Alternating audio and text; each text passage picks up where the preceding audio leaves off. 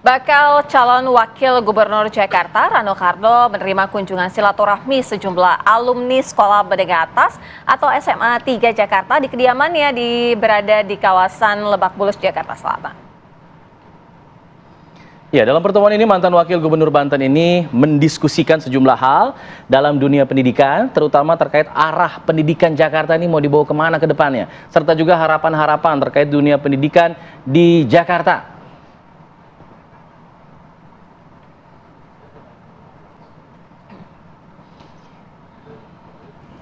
Sementara itu bakal calon gubernur dan bakal calon wakil gubernur Jakarta dari jalur independen Dharma Pongrekun Kunwardana mengunjungi mantan gubernur DKI Jakarta Sutioso.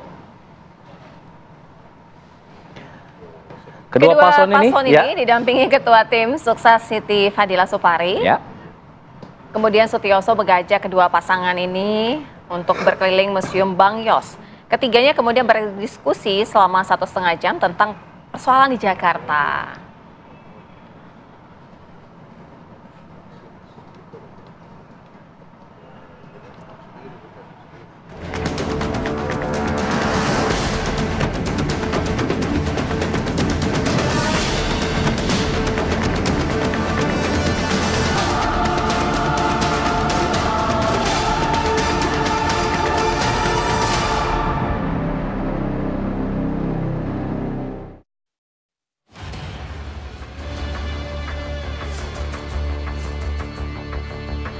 Genderang perang antar kontestan yang maju di Pilkada Jakarta sudah mulai ditabuhkan. Beberapa kandidat kini mulai gencar belusukan, mengobrol janji demi menarik simpati. Selain masif menawarkan gagasan, masing-masing paslon juga mulai melontarkan perang urat saraf untuk memenangkan pertarungan.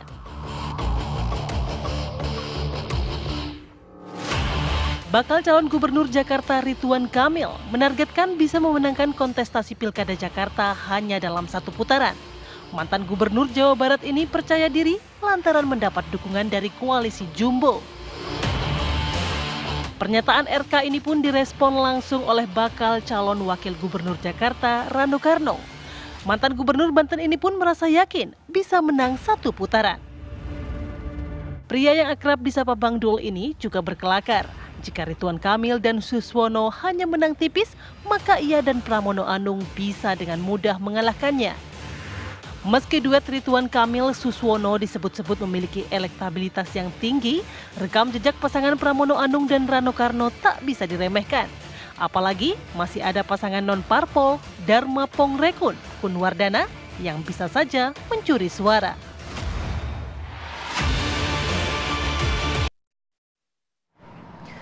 Saling klaim bisa menang 1 putaran boleh-boleh saja, tapi apa kemudian strateginya untuk bisa memenuhi sesumbar itu? Nah, sudah hadir bersama kami pemirsa sejumlah narasumber yang akan menjelaskan kepada Anda, khususnya untuk warga Jakarta. Sudah hadir Bang Ciko Hakim, juru bicara Pramono Anung dan juga Rano Karno. Selamat pagi. Selamat pagi Bang Ciko. Waalaikumsalam warahmatullahi wabarakatuh. Lalu di sebelahnya ada Bang Henry Satrio, pengamat politik pada pagi hari ini. Selamat pagi. Selamat pagi Bang. Henry. Melalui sambungan Zoom sudah bergabung bersama kami ada Bang Fernando Silalahi selaku juru bicara dari Dharma Pongrekun Kunwardana. Selamat pagi Bang Fernando. Selamat pagi. Selamat pagi. Selamat pagi. Dan juga ada Muhammad Khalid selaku juru bicara dari Ridwan Kamil dan juga Suswono. Selamat pagi Bang Khalid. Bang Khalid, selamat pagi. Selamat pagi. Assalamualaikum semuanya. Waalaikumsalam warahmatullahi wabarakatuh. Ini lagi rame. Saya mau ke Bang Ciko dulu deh yang ada di studio. Bang Ciko, ini rame banget semuanya, sesumbar 1 putaran kabarnya. Yang awalnya ngomong memang Kang Emil yang ngomong duluan. Lalu kemudian dibalas oleh Bang Rano Karno. Wah, kita juga bisa 1 putaran begitu. Tapi kemudian apa strateginya, Bang? Kalau kita lihat kan strateginya sepertinya lebih mau masuk ke dari lapisan bawah masyarakat dulu. Itu kan itu jadi pintu awalnya. Tapi kemudian strategi besarnya apa, Bang, untuk bisa dapat 1 putaran? Kan tidak mudah. Pertama gini, kalau paslon itu udah memutuskan untuk maju, artinya punya hitung-hitungan dan tahu bahwa ada kemungkinan besar untuk menang. Nggak mungkin untuk memutuskan maju dan tidak yakin terhadap kemenangan. Nah, kalau kita bicara 1 putaran, tentunya itu juga menjadi mimpi semua paslon ya di seluruh daerah gitu, menang untuk ke pilkada, pileg, pilpres misalnya, itu kan inginnya 1 putaran karena 1 lebih cepat, kedua sumber dayanya nggak terlalu banyak dipakai ya kan. Kata Bang Dul, nah, apalagi ini pasca Pilpres dan Pileg nih, banyak orang bokeh nih, ya kan? Jadi artinya memang harus menang satu putaran, tapi pada prinsipnya kalau banyak orang bokeh, orang bokeh habis Pileg kalau Pilpres, ya kan? Tapi artinya gini, tentunya dibarengi dengan program-program yang kita anggap memang dekat dengan masyarakat, yang bisa menjawab tantangan-tantangan DKJ ke depan, yang bisa menjawab problematika masyarakat Jakarta yang begitu beragam dan lain-lain. Nah, ini yang tentunya ketika kita turun ke bawah beberapa minggu terakhir ini, awalnya tentu bukan hanya sekedar kampanye atau sosialisasi, tapi juga menyerap aspirasi. Ya, kita harus tahu dulu masalahnya. Kadang-kadang kan kalau kita menciptakan solusi hanya dari data saja, data itu penting ya. Bukan saya nggak mengatakan data nggak penting, tapi kalau kita nggak tahu feel-nya gitu, betul-betul feel di masyarakatnya gimana, kita nggak bisa hanya melihat gambar, peta atau data untuk memberikan solusi bagi Jakarta khususnya.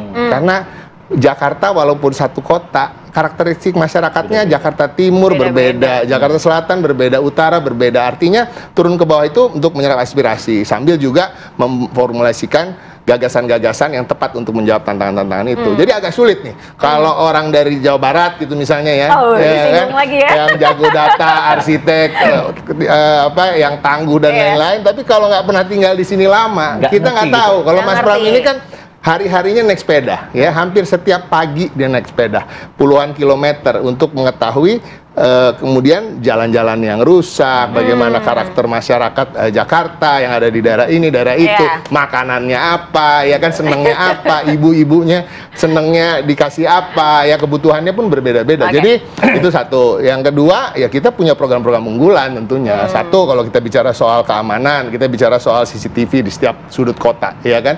Artinya ini sangat membantu dan kita udah bicara dengan ibu-ibu seluruh Jakarta dan mereka mengatakan ya penting banget. Kenapa? Banyak pelecehan seksual, penculikan anak, ya kan, belum lagi kejahatan-kejahatan yang lain. Tapi itu juga penting untuk apa? Untuk mengetahui traffic di daerah sini itu seperti gimana sih? Itu buat data juga bagus. Traffic bukan hanya lalu lintas, tapi juga traffic perdagangan. Misalnya usaha apa yang bagus di daerah sini? Oh, banyak ibu-ibu suka ngumpul nih daerah sini nih. Ya, kita jualan nasi uduk deh, ya kan, dan lain-lain. Jadi hal-hal seperti itu yang kita kedepankan. Karena program-program itu tentunya yang memang banyak menyentuh masyarakat dan itu yang akan memenangkan hati mereka.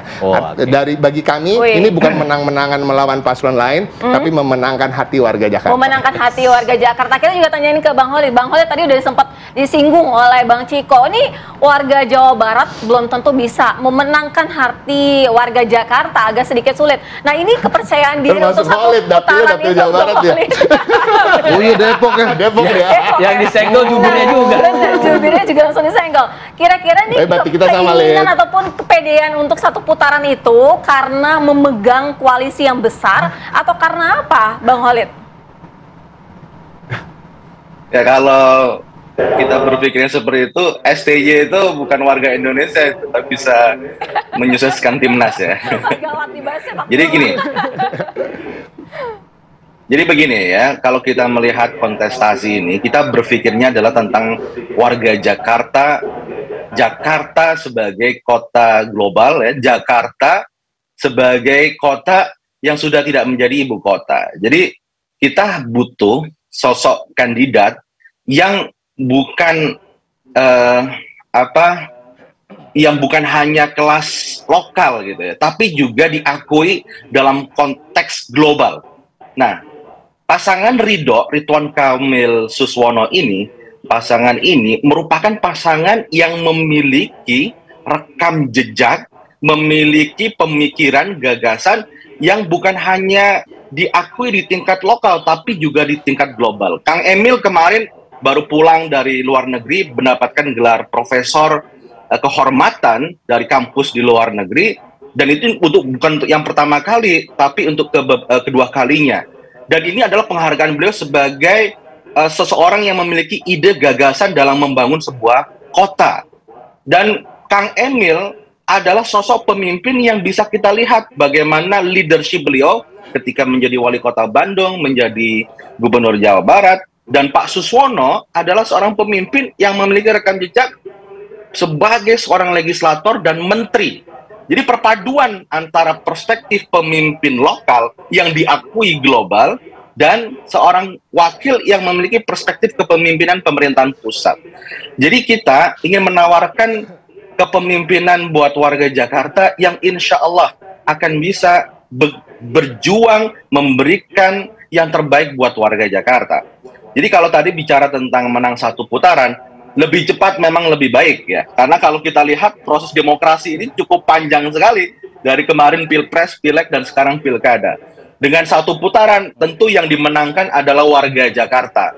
Kang Emil kemarin menyampaikan bahwa ketika kita ingin datang dan memberikan solusi buat warga Jakarta, maka itu adalah kita mendengarkan langsung. Kita memiliki banyak program, yang mana program itu merupakan aspirasi langsung dari warga Jakarta. Misal, apa sih sebenarnya yang diinginkan warga Jakarta terkait pemimpin Jakarta ke depan?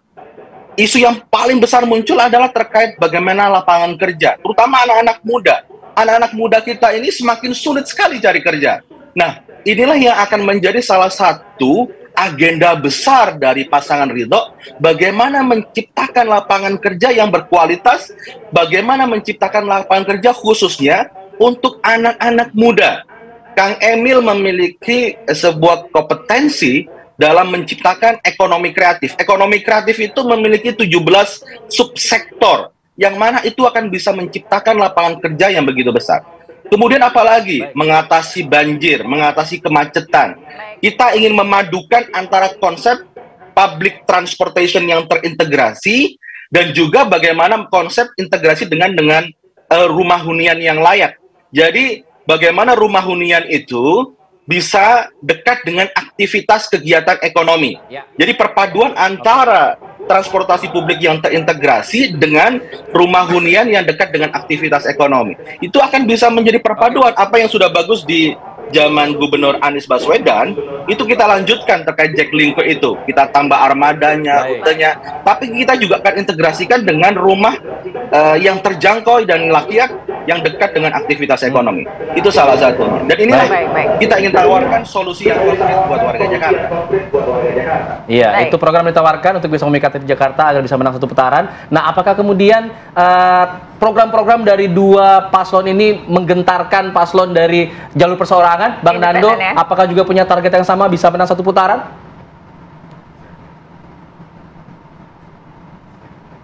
Pak Fernando, silakan. Ya, halo. Iya, silakan Bang. Iya, kalau kami dari Dharma Parengkun, seperti yang pernah dikatakan oleh ketua tim kita, Ibu Siti Fadila Supari, kita bagaikan Daud melawan Goliat. Jadi apa yang dikatakan tadi dari paslon Ridwan Kamil, ya, maupun dari ini paslon yang diusung oleh Bang Ciko, ya, itu sudah kita rangkum dalam program-program kita. Apalagi calon independen Pak Dharma itu kan lama di kepolisian, dia mengerti situasi Jakarta ini seperti apa, ya, dia pasti bisa melihat bagaimana situasi, termasuk saat tadi kata Bang Ciko itu, keamanannya, justru kita butuh seorang pemimpin yang mengetahui bagaimana sekarang Jakarta ini kayaknya banyak yang tidak amannya, gitu loh. Ya, jadi kita justru membutuhkan pemimpin yang mengerti, yang melihat langsung. Karena Pak Dharma sudah langsung ke masyarakat, mendengar, ya, datang kepada masyarakat. Jadi tidak hanya sekedar wacana-wacana saja kita nih. Jadi kita sih yakin kalau Pilkada Jakarta ini bisa kita menangkan dalam satu putaran. Walaupun kita jalur independen, ya, kita tidak didukung oleh partai-partai. Tapi kita semua tim relawan dari Dharma Parengkun meyakini kita bisa menang dalam satu putaran. Karena masyarakat sudah rindu sosok pemimpin yang mungkin dikatakan, ya, kita coba ini dari jalur independen. Karena kalau mungkin dari jalur partai nanti nggak nyampe langsung, ya, ada sekat-sekatnya. Tapi kalau dari independen langsung kepada gubernurnya. Jadi saya yakin, kita yakin semua tim ini, Pak Dharma Paring pun bisa menang satu putaran untuk Pilkada Jakarta. Baik. Nah, Baik, itu. ini luar biasa loh. Rabu pagi semuanya positive vibes banget. Benar-benar optimis semuanya, bisa yakin menang satu putaran. Kalau dari Bang Hensat melihatnya, ini bisa tidak terjadi dalam satu putaran di Pilkada Jakarta? Kalau kita lihat biasanya kan kalau ada 3 paslon itu agak cenderung susah kan, Bang? Jawab nih. Jawab dong. Nanti banget nih. Saya udah dekat nih anak-anak tuh kan. Udah nanti banget. Jadi gini, ini dalam disertasi saya itu kemenangan paslon itu sangat tergantung dengan momentum politiknya. Momentum politiknya itu bisa didapat nggak? Kalaupun ada, bisa dipakai nggak? Gitu. Nah, per hari ini momentum politiknya itu belum kelihatan karena masing-masing kan masih melakukan pendekatan-pendekatan. Kemudian juga warga Jakarta juga masih memilah-milah nih kira-kira siapa yang akan dijagokan. Kalau secara popularitas Rano Karno mungkin unggul gitu ya.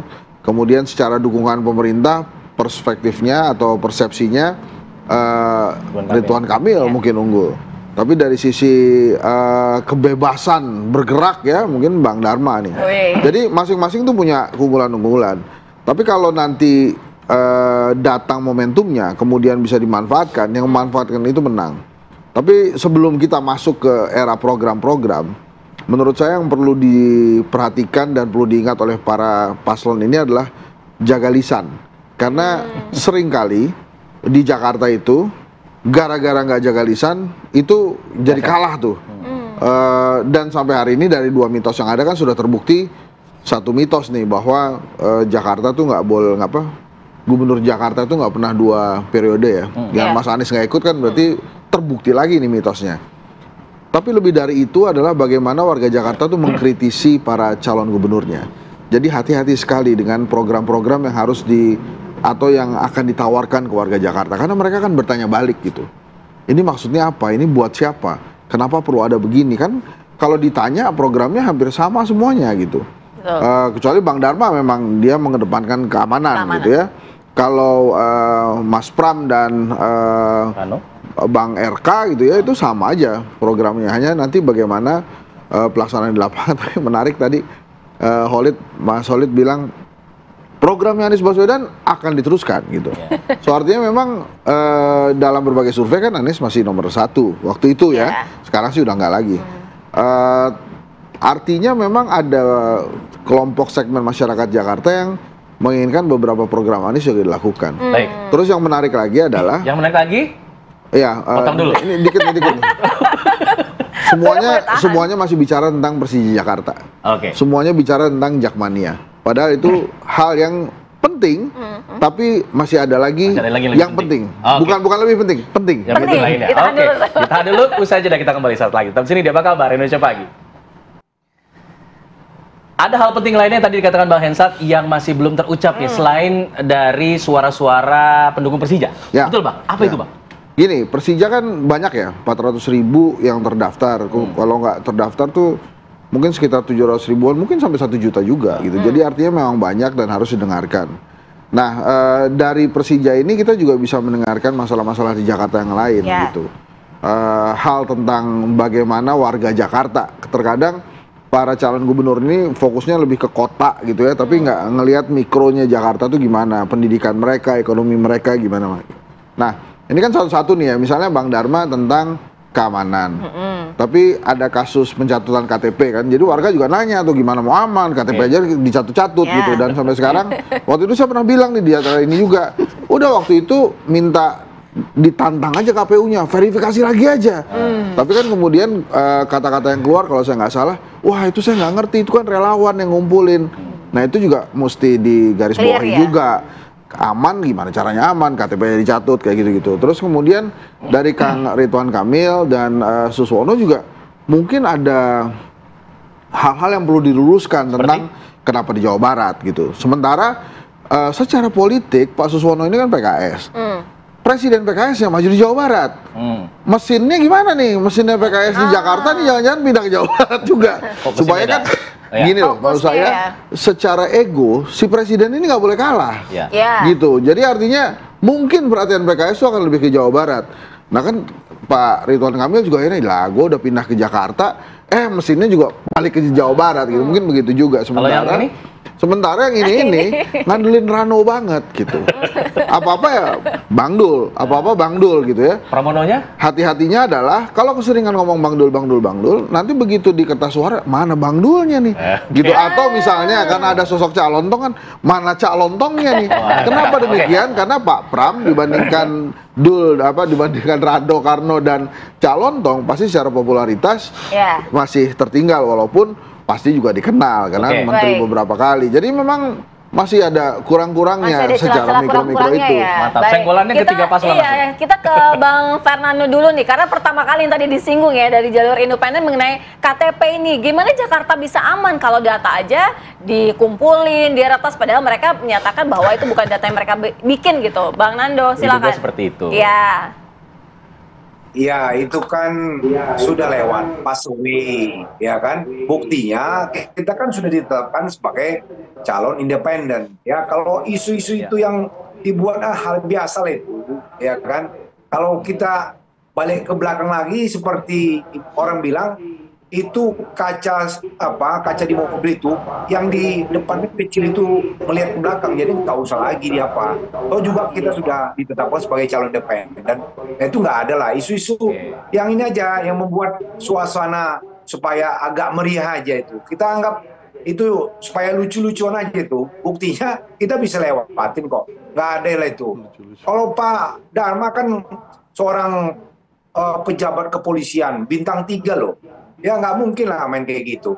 Ya bayangkan aja, dia mengetahui bagaimana nanti keamanan Jakarta ini harus dibuat. Ya tidak ada namanya begal, jambret, ya tidak ada kasus pemerkosaan.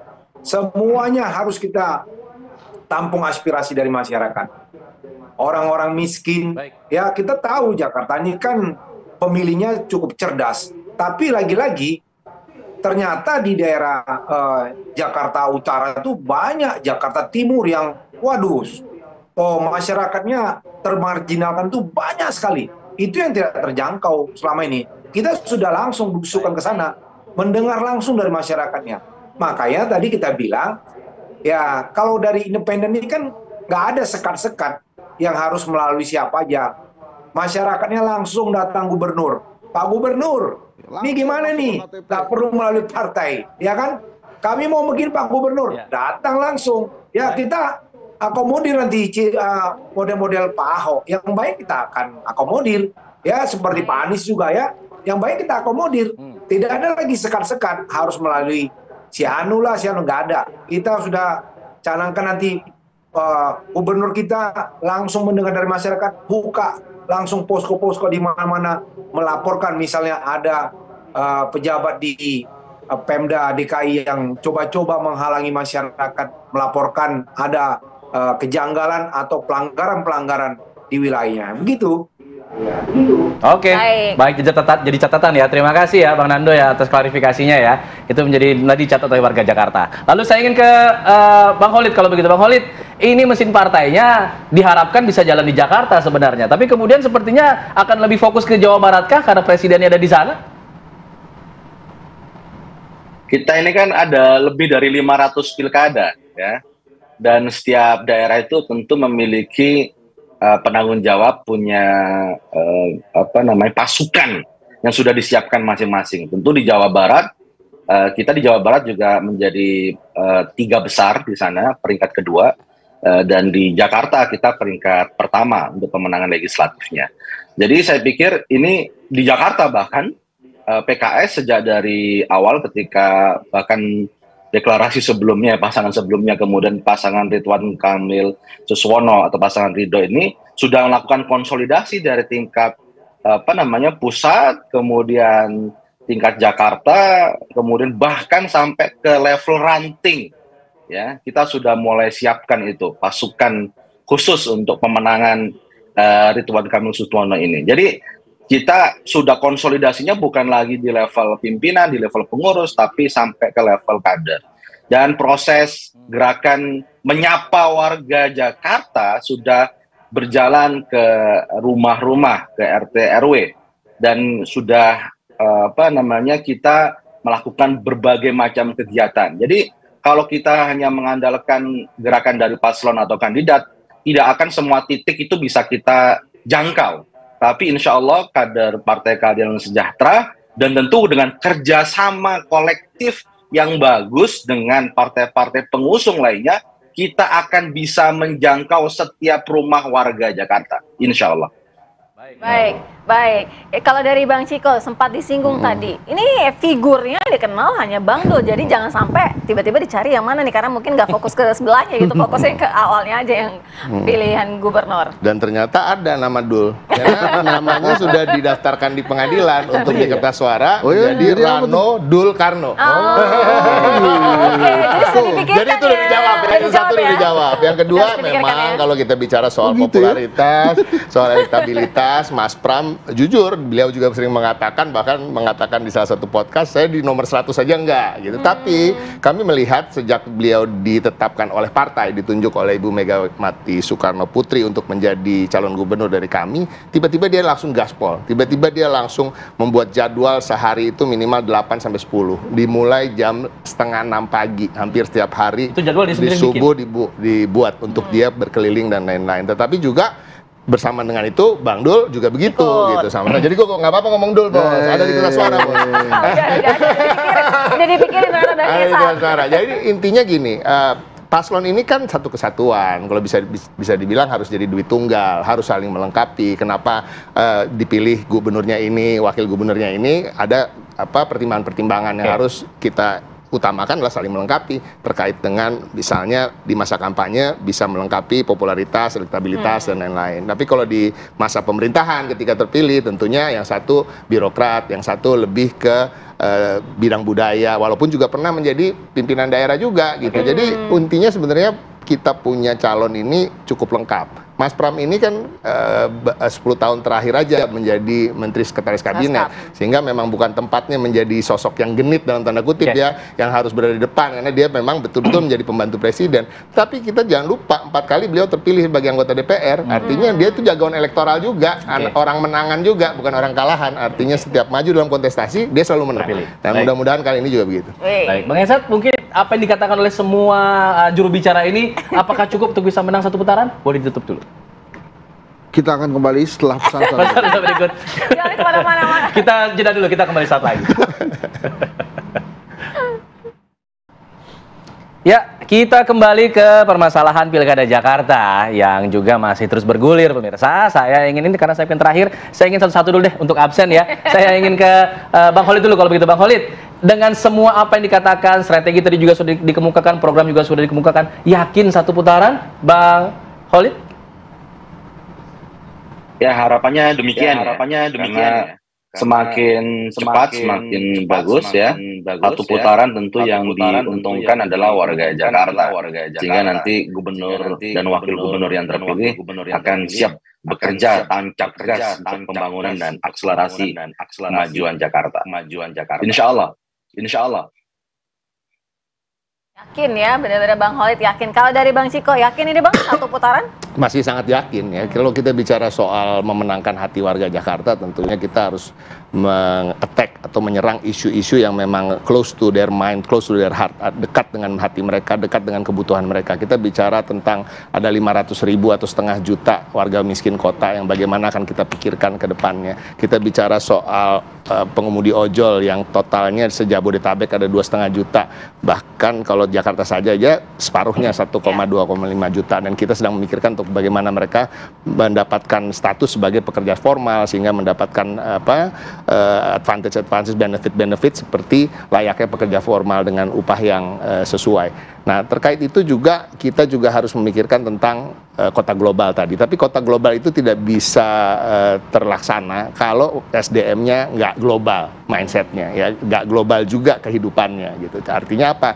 Pekerjaan yang layak, pendidikan dan kesehatan yang layak. Kita juga akan memperjuangkan 12 tahun sekolah gratis, hal-hal yang terkait akses dalam puskesmas yang baik, gratis bahkan, dan RSUD yang juga kita bangun standar internasional dan bisa melayani seluruh lapisan masyarakat. Hal-hal seperti itu yang menurut kami mengena di hati masyarakat, dan juga tadi yang saya sampaikan bahwa setiap hari 8-10 jadwal untuk kedua paslon kami, insya Allah kami akan memenangkan satu putaran. Oke, jadi nggak cukup kalau cuma pemimpinan doang yang berstatus global begitu? Ya, kalau mau ngomong global, saya rasa Mas Pram juga nggak kurang global lah ya. Oke. Saya ingin ke Bang Nando. Bang Nando, apakah isu keamanan cukup untuk memikat warga Jakarta memilih untuk satu putaran untuk Dharma Pangrokun Kunwardana? Jadi gini, ya, Pak Dharma ini kan lama di kepolisian, ya, masalah keamanan dia tahu, isu global dia tahu juga, ya. Ini Jakarta ini kan walaupun bukan jadi ibu kota negara lagi, tapi tetap sentralnya ada di sini. Ya, kalau milih Pak Dharma, tidak ada yang namanya hutang budi kepada siapapun. Ya, harus begini, harus begitu. Kalau ke Pak Dharma seperti yang kita sampaikan tadi, masyarakat bisa langsung bicara kepada gubernurnya, tidak melalui pihak-pihak mana atau independen, sehingga kalau melalui Pak Dharma sampai apa yang disampaikan, apa yang diinginkan masyarakat itu sampai, nggak melalui, kalau melalui ini kan partai nanti harus melalui inilah, nanti harus begini, ya kalau kata orang nanti bisa tersandera. Tapi kalau Pak Dharma kan nggak ada, langsung Pak Dharma independen, tidak ada namanya mau balas budi. Ya, jadi masyarakat pasti kita yakin satu putaran, karena masyarakat Jakarta pemilihnya pintar-pintar. Mereka bilang, sudahlah sekarang kita coba dulu. Selama ini kan belum ada independen dari Jakarta. Ini sekarang sudah ada independen, kita coba aja dulu. Kita mendengar begitu dari masyarakat. Jadi mereka mau mencoba dari independen, makanya kita yakin satu putaran. Karena nggak ada sekat-sekat lagi. Langsung ke Pak Dharma. Kita sudah buka posko-posko, tidak ada melalui siapa-siapa pun. Begitu. Yakin satu putaran. Baik Bang Nando, kalau dari Bang Hensal kita kan melihat benar-benar mereka yakin ya 100% bahwa satu putaran dengan pilihan mereka akan memenangkan. Tapi begini, warga Jakarta itu lebih akan melihat figurnya atau dari program secara keseluruhan yang sudah disampaikan, walaupun program itu kan kurang lebih sama. Ya, yang pertama pasti dilihat figur ya, baru kemudian programnya. Tapi yang paling penting adalah program-programnya itu masuk akal lah. Jadi misalnya kan kita pernah bahas ya, kita akan meniadakan kemacetan. Caranya gimana? Perbanyak libur atau mau shift-shiftan kerja? Setuju saya. Jadi itu makanya maksud saya harus ada rasionalitasnya. Konsep yang jelas ya. Nah kemudian per hari ini sih saya menilai agak sulit kalau satu putaran ya. Dari sisi sejarah juga belum pernah satu putaran Pilkada Jakarta. Tapi kalau kemudian setiap paslon yakin bahwa akan menang satu putaran, itu bagus karena optimisme yang harus dibangun kan. Walaupun memang dengan kondisi warga Jakarta hari ini agak sulit, terutama juga ada gerakan-gerakan yang ya secara demokrasi benar gitu, misalnya yang tusuk semua atau golput dan lain-lain. Tusuk semua ini lebih bagus satu langkah lah dibandingkan golput, karena kalau golput kan nggak datang ke TPS, jadi si kertas suaranya itu bisa dijadiin kecurangan tuh, ada potensi untuk kecurangan. Tapi kalau ditusuk semua tuh dirusak kertas suaranya. Nah itu sih hak-hak aja. Jadi maksud saya masih ada waktu, ini kan baru 22 penetapan, 23 ambil nomor, setelah itu mereka kampanye mulai 25 sampai 1 minggu sebelum 27 November kalau saya nggak salah. Nah mereka berkampanye lah gitu, kampanye yang buatlah warga Jakarta tertarik, dan mereka-mereka ini sudah melakukan dengan benar soalnya. Jadi maksud saya gini, Persija misalnya, Jakmania udah dijanjiin satu kelompok, terus kemudian UMKM satu kelompok juga gitu ya, dosen yang belum ini. Jadi harus didekati juga dosen ini ya. Baik, sehingga juga pada saat kita bicara di sini kita lebih enak juga.